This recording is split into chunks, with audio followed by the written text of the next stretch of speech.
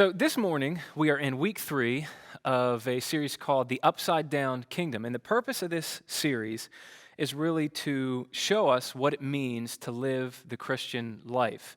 And so to do that, we're looking at a famous teaching Jesus gave during his time here in which he explained precisely that. So the last 2 weeks of this series, if you've tuned in, have really both served as introductions to the series. We looked at, in week 1, how Christianity as a lifestyle is distinct from the world. Last week, we looked at how Christianity as a lifestyle is also just as distinct from religion. So starting today, from here on out through this series, we're going to get into the specifics of the Christian life as it's lived out. And in this particular teaching, we're going to focus on how Christianity is meant to be lived out in relationships. So the passage we're going to be looking at is Luke chapter 6, verses 27 through 36, where Jesus said this: "But I say to you who listen, love your enemies. Do what is good to those who hate you. Bless those who curse you. Pray for those who mistreat you. If anyone hits you on the cheek, offer the other also. And if anyone takes away your coat, don't hold back your shirt either. Give to everyone who asks you, and from one who takes your things, don't ask for them back. Just as you want others to do for you, do the same for them. If you love those who love you, what credit is that to you? Even sinners love those who love them. If you do what is good to those who are good to you, what credit is that to you? Even sinners do that. And if you lend to those from whom you expect to receive, what credit is that to you?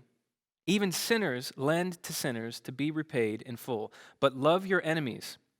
Do what is good and lend, expecting nothing in return. Then your reward will be great, and you will be sons of the Most High. For he is gracious to the ungrateful and evil. Be merciful, just as your Father also is merciful." And this is God's word.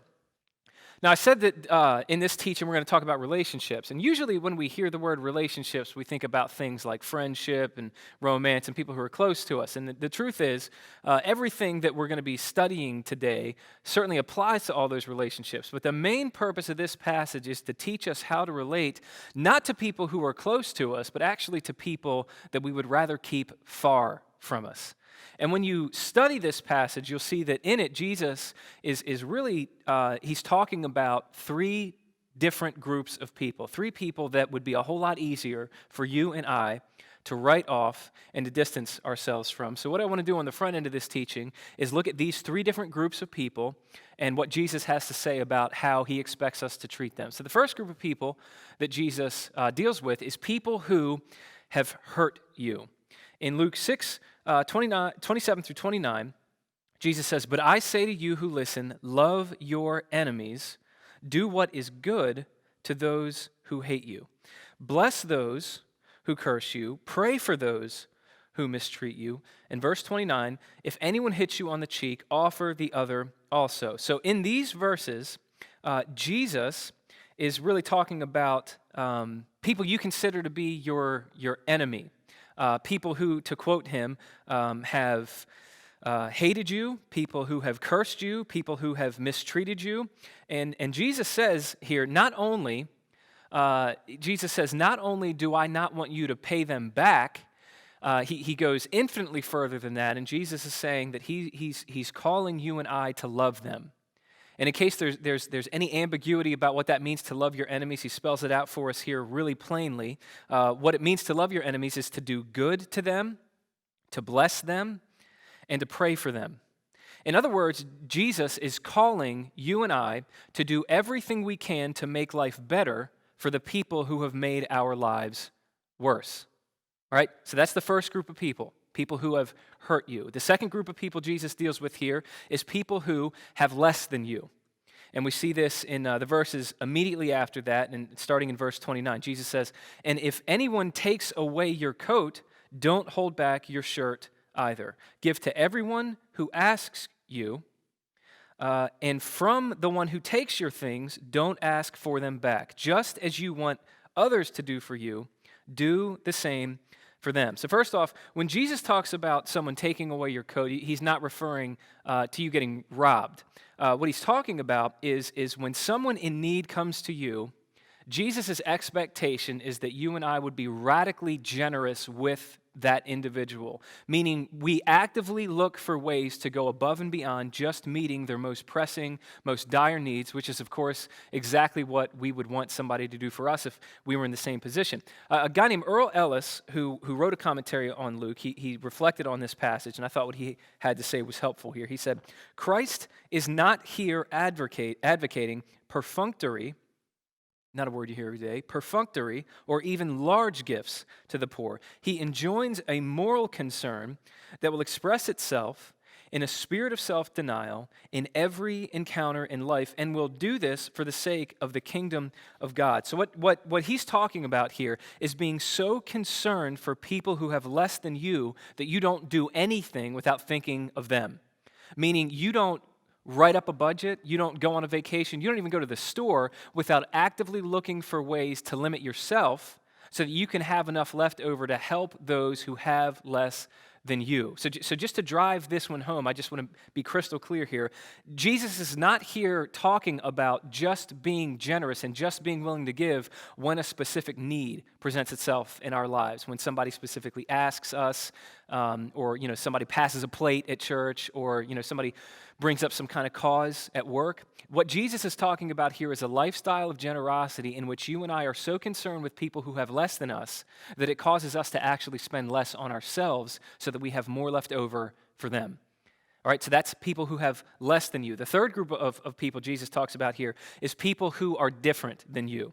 And he talks about them in verses 32 through 36. Jesus says, he says, if you love those who love you, what credit is that to you? Even sinners love those who love them. And if you do what is good to those who are good to you, what credit is that to you? Even sinners do that. And if you lend to those from whom you expect to receive, what credit is that to you? Even sinners lend to sinners to be repaid in full. But love your enemies, do what is good, and lend expecting nothing in return. Then your reward will be great, and you'll be sons of the Most High. For he is gracious to the ungrateful and evil. Be merciful, just as your Father also is merciful. So in these verses, Jesus is speaking against loving only those who love you, are good to you, and can repay you. And to explain what Jesus means here, let me kind of use an analogy that I think maybe might hit home for some of us. So let's say whoever you are tuning into this, let's say that you belong to a particular political party. That seems to be a really divisive issue in our culture these days. Let's say that you belong to a particular political party, or you belong to a particular racial group, or really any group. No matter who you are, everybody in the human race has this tendency to form smaller groups with people who are like them in the context of society at large. You see this as early on as elementary school. It's one of the few things that people seem to do, even if they're never taught it. It's just what people naturally do. And when you see people who are part of another group, whether that's another political affiliation, or that's another race, or that's another income level, or that's another sexual orientation, or whatever it is, religious belief system, whatever it is, when you see and when we all see people who are part of another group that doesn't belong to ours, at best, you probably have a tendency to not really respect them. You think their lifestyle is odd, or their beliefs are wrong, and you just kind of scratch your head and maybe look down on them a little bit, even though you wouldn't admit that. That's the best case scenario. At worst, what will happen is people will look at people from another group and they'll say, you know what, that group of people is what's really wrong with society.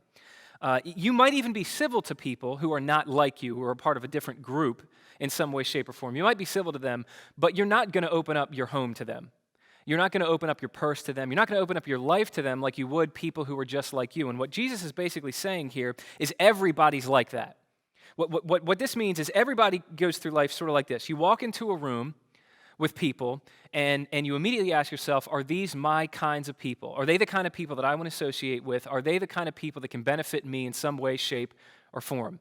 Religious people do this just as much as worldly people do this. All right, so let's say, for the sake of analogy, let's say you're a worldly person. You walk into a room full of people, and the first question you're going to ask yourself is, are these the kinds of people that can benefit me socially so that I can advance in all the ways that I want to advance? Or you'll ask the question, are these the kind of people that can benefit me psychologically? Can they make me feel the way that I want to feel about myself?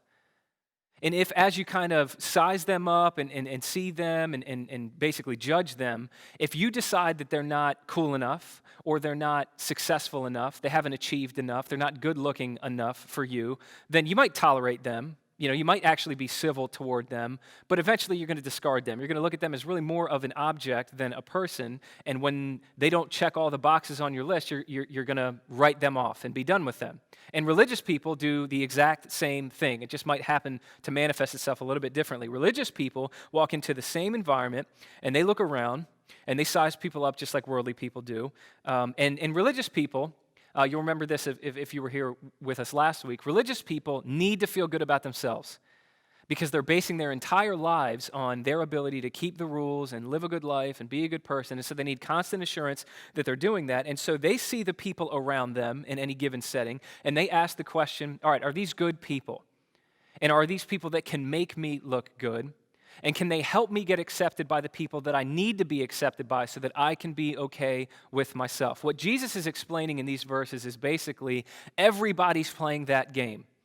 All right, sinners do it one way, religious people do it a different way, but what Jesus is saying here is that his followers would do something different.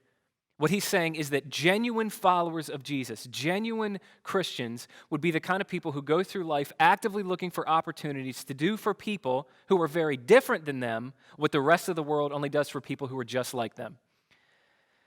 So before I move forward here, I just want to highlight something that dawned on me as I was studying this passage that maybe has dawned on you as well. Lots of religions contain a code of ethics that's kind of similar to every other religion, every other major belief system. But with what we just looked at, from what Jesus is saying here, Christianity has parted ways with other belief systems. Because when Jesus says not just to, practice passive resistance toward your enemies and not just to not pay your enemies back, but to actually love the people who have caused you the most pain. And when he talks about practicing radical generosity to people who have less than you and therefore nothing to offer you, and when he talks about going through life actively looking for ways to share with and serve people who are profoundly different than you out of love and respect for them, Christianity is saying something different. It's going further than any other belief system goes. And I kind of touched on this at the beginning of this teaching, but when you look at these three groups of people that Jesus talks about here, people who have hurt you, people who have less than you, people who are different than you, one of the things that all three of these groups of people have in common is that they are a lot easier to just write off. And what I mean by that is, and I think you can agree with this, I think everybody can agree with this, your life is going to be a lot easier if you just write off people who hurt you. Your life is going to be a lot easier if you write off people who have less than you, because then they can't cost you anything. Your life's going to be a lot easier if you just write off people who are different than you.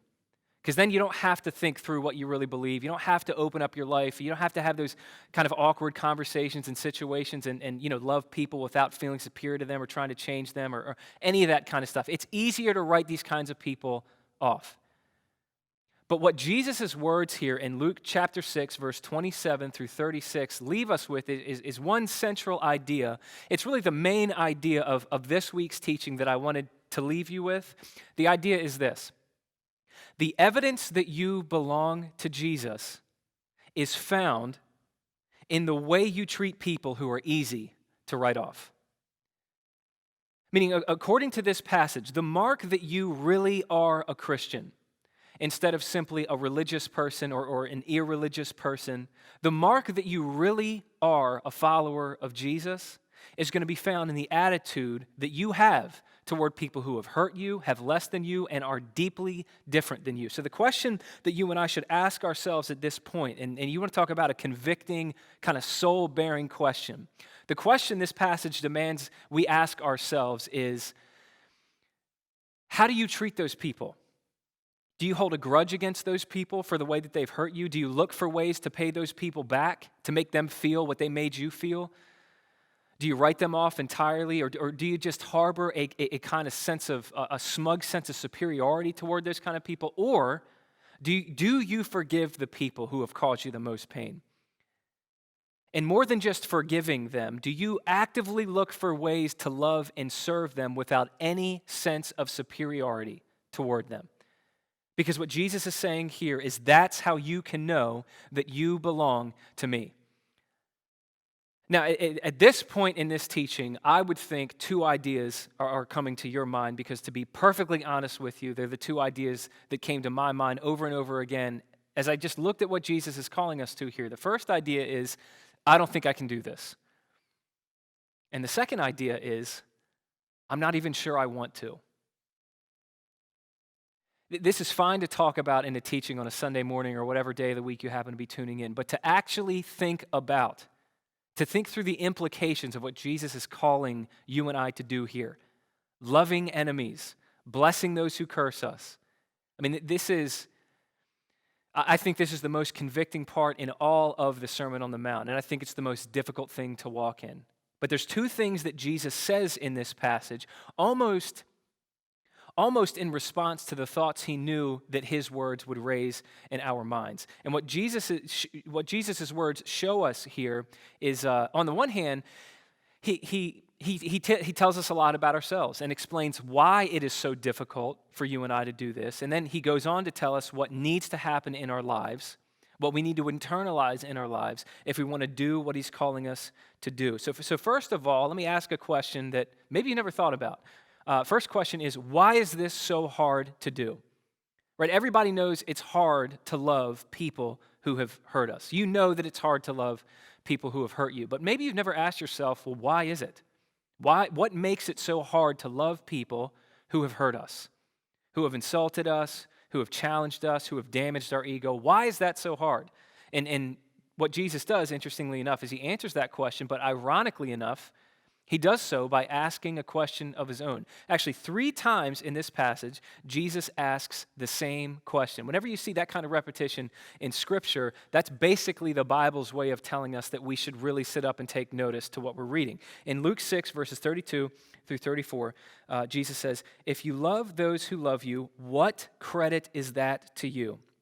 Verse 33, "If you do what is good to those who are good to you, what credit is that to you?" And then again in 34, "If you lend to those from whom you expect to receive, what credit is that to you?" 3 times in those verses, Jesus asked the same question. And what's interesting is that the Greek word that gets translated credit in my version of the Bible is the New Testament word for grace, or, unmerited love. It's a kind of love that is totally unearned and undeserved on the part of the recipient of this love. So basically, you could read that question. It's when Jesus says, "What credit is that to you?" It's like he's saying, if you only love those who love you back, who can love you back, who will love you back, it's like he's asking, what grace, what unmerited love is there in that? Or maybe better stated, it's like he's asking, what grace or what unmerited love is there in you?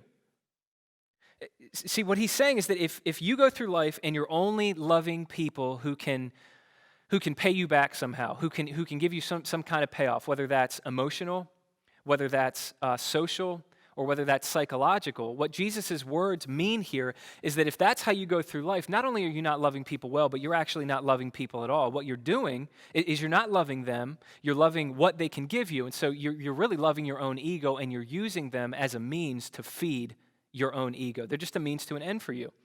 And the reason that all people naturally do this, and again, this is kind of what Jesus' question forces us to face in ourselves. The reason that all people naturally go through life this way is because we're all naturally operating out of a deficit of grace and love. So think about it this way. Let's say that you're an investor and you have more money than you know what to do with. You are Scrooge McDuck swimming in your money vault. If that's the situation that you're in life as an investor, then when an investment opportunity presents itself to you, you're going to throw money at it even if it doesn't succeed.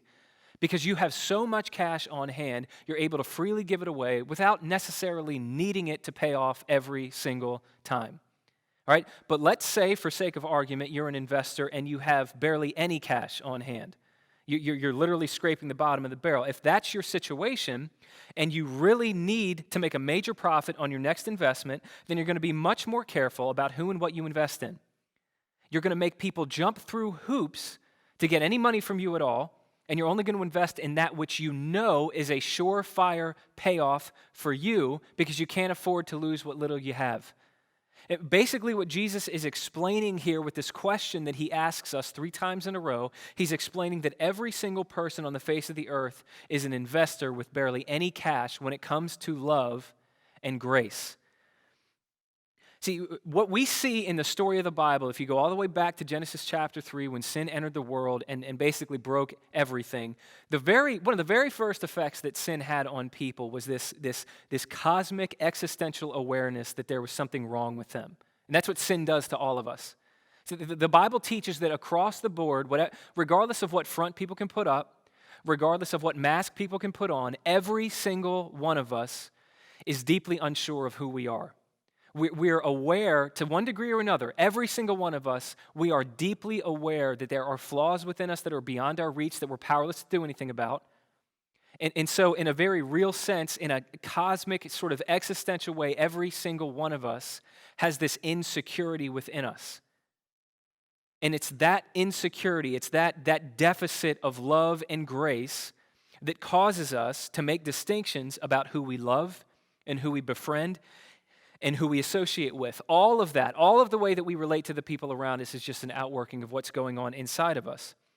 And so because we're all operating from this deficit, we're not really loving people for the sake of those people, which means we're not really loving people at all. What we're doing is we're a lot more like investors, investing in relationships with the hope that those relationships are going to pay off. And if you really think about this, and if you really do some soul searching in your own life, this is why it's so hard for us to absorb offenses from other people. This is why it's so hard for us to just overlook it and let it go when somebody doesn't make us feel appreciated, even when we went out of our way to invest in them. It's why every single one of us, to one degree or another, in some way, shape, or form, has a tendency to use people to feel good about ourselves. And to quote Jesus' question here, there's no unmerited love or grace in that, because there's no unmerited love or grace in us. Now, that is a huge problem that frankly, I think can explain a whole lot about our interactions with other people. But the question is, what's the solution to that problem? And that comes at the very end of this passage in Luke chapter 6, verses 35 through 36, where Jesus says, "Then your reward will be great, and you will be sons of the Most High, for he is gracious to the ungrateful and evil."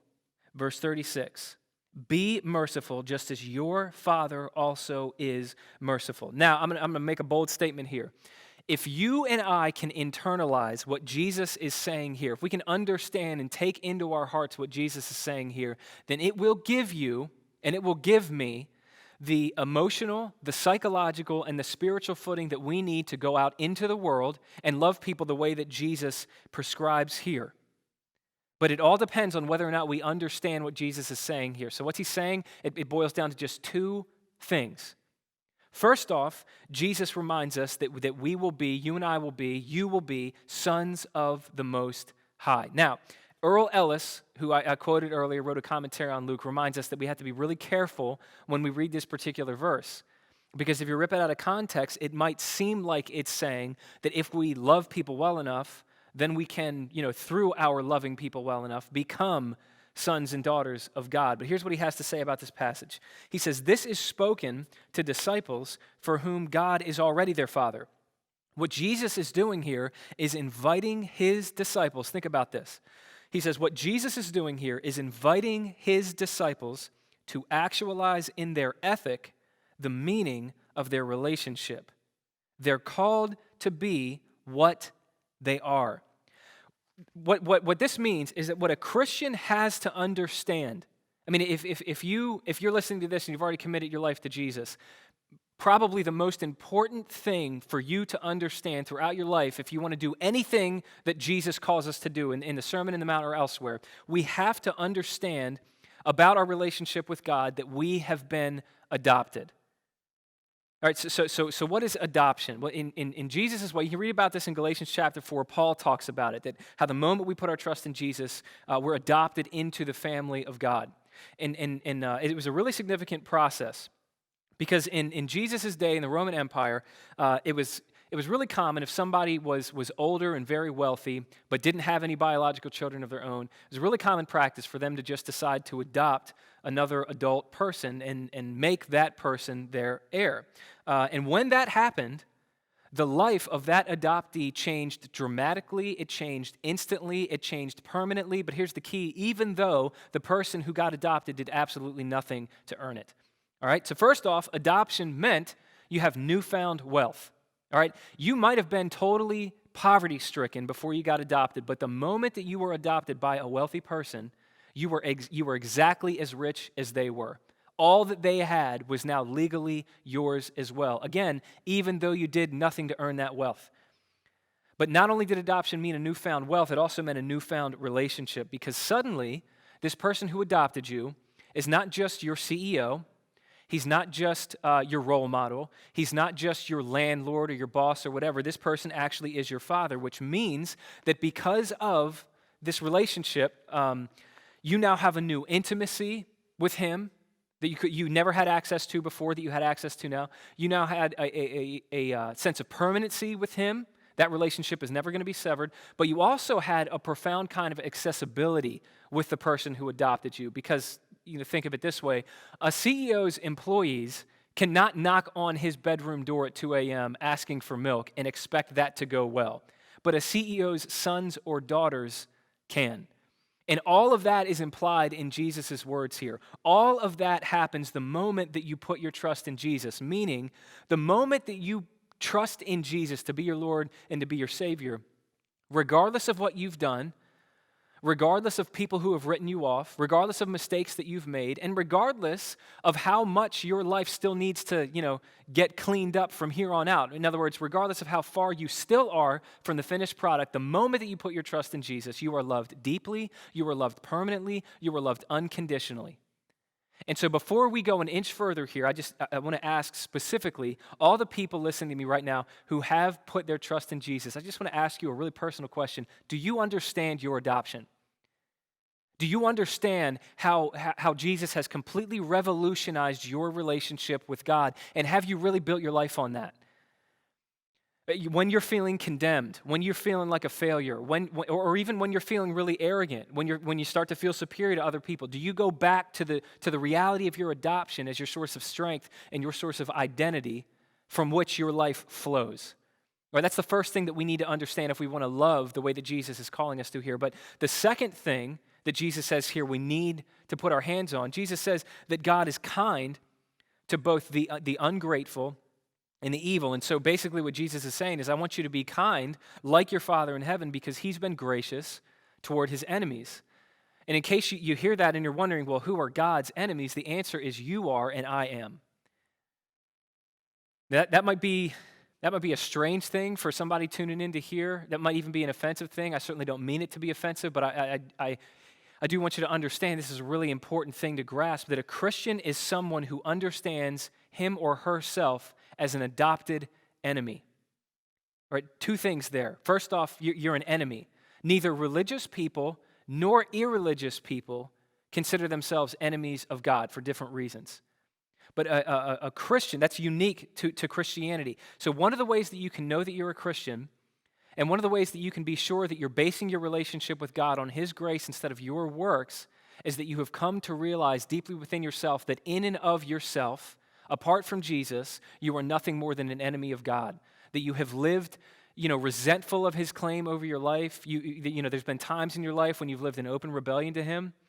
But there's also times in your life when you've tried to live really good, but becoming a Christian really means coming to face the reality that even the good things that you've done, you realize now were just a subtle form of rebellion against God, because you weren't really serving him. You were trying to get him to serve you through your good works, believing that if you lived a good enough life, he would owe you some kind of life. And that's not obedience to God. That's actually trying to manipulate God. That's the opposite of obedience. So a Christian is someone who can say, on the one hand, I'm an enemy, but on the other hand, I'm also adopted. And when you put those two things together, those two truths together, and you internalize them in your heart and allow them to work out through your life, it will completely, radically change who you are. But it is equally important to grasp both of those things. Because knowing that you're an enemy will keep you from ever looking down on anyone else. Right? When you can hold it in your mind and in your heart that apart from Jesus, you're naturally an enemy of God, it'll keep you from ever looking down on anybody for anything that they've ever done or are currently caught up in. And it will also keep you from losing hope that anybody might come into the family of God one day. Because you'll know that you were exactly as far from God before you met Jesus as that person is now. So first off, knowing that you're an enemy will keep you from looking down on others, but knowing that you're adopted will keep you from looking down on yourself. Because you'll know that despite everything that you've done or everything that you've failed to do, you're a child of the Most High God. And that's never, ever going to change. And the only reason that God can adopt us into his family is because, like Jesus says here, he chose to demonstrate his kindness to us even while we were his enemies. And the ultimate place that we see that is the cross that Jesus would go on to be crucified on just a couple of years after giving this teaching called the Sermon on the Mount. And on the cross, what we see is Jesus doing what he commands us to do here. On the cross, we see Jesus, even though he's being cursed, he's responding with blessing. And even though he's being mistreated, he's praying for the forgiveness of his murderers, of those who tortured him, of those who mocked him, of those who cost him his very life. And so in this sermon and in this passage specifically, Jesus is not saying, be like this because I'm like this. He's saying, be like this for other people because I'm going to be like this for you. And when you see, and when I see, when we see that on the one hand, we were so lost that Jesus had to die for us, but on the other, we were so loved that he was glad to die for us, then what begins to happen is this deficit that Jesus talks about begins to be healed. And then slowly but surely, we'll be able to offer unmerited love and grace to the people around us because we've come to experience it ourselves. And when that happens, then we'll stop treating people like a means to our end. We'll stop loving them with an agenda, and we'll love them, and we'll forgive them, and we'll share with them, and we'll open up our lives to them, regardless of how they respond to any of that. And when you see people, I mean, once the gospel, the truth of what God has done for you in Jesus and all it means to you, once that gospel really begins to take root in your life, then as you go through life and you see other people, no matter how broken they are, you'll be able to say, man, I was broken too. And no matter how mistaken they are, you'll be able to say, I was mistaken too. And no matter how hostile they are toward you, you'll be able to say, yeah, but I was hostile toward my own Savior. And even that didn't stop him from laying down his life for me. And when that begins to become real to you and take root in your life, you'll never be the same again. You'll never be the same again. So listen, as we close here, you know, living in the Corona era, I've been kind of keeping my ear to the ground, listening for different buzzwords. And one that I keep hearing is, all these shortages that we're experiencing or we're going to experience. And I don't know, you've probably heard those same things too. I hear about, how we have a shortage of PPE, of personal protective equipment. There's a shortage of equipment and ventilators and personnel and tests and all this kind of stuff. And please don't misunderstand me. We need all those things. And it'd be great if we had those things. But as I was reflecting on Jesus' words here and putting this teaching together, it just dawned on me that to me, the greatest shortage that mankind has suffered from, ever since that terrible day in Genesis chapter 3 when sin started making a mess of everything, the greatest shortage that mankind has suffered from is the kind of love that Jesus talks about here. And on a personal note, maybe you can sympathize with this, but on a personal note, I want to be the kind of person who can offer this kind of love for the sake of my kids, for the sake of my wife, for the sake of you all, my church. And I want to be the kind of person that can offer this kind of love for the sake of a world who could really use it right about now. But the bottom line is we just can't give something that we don't have.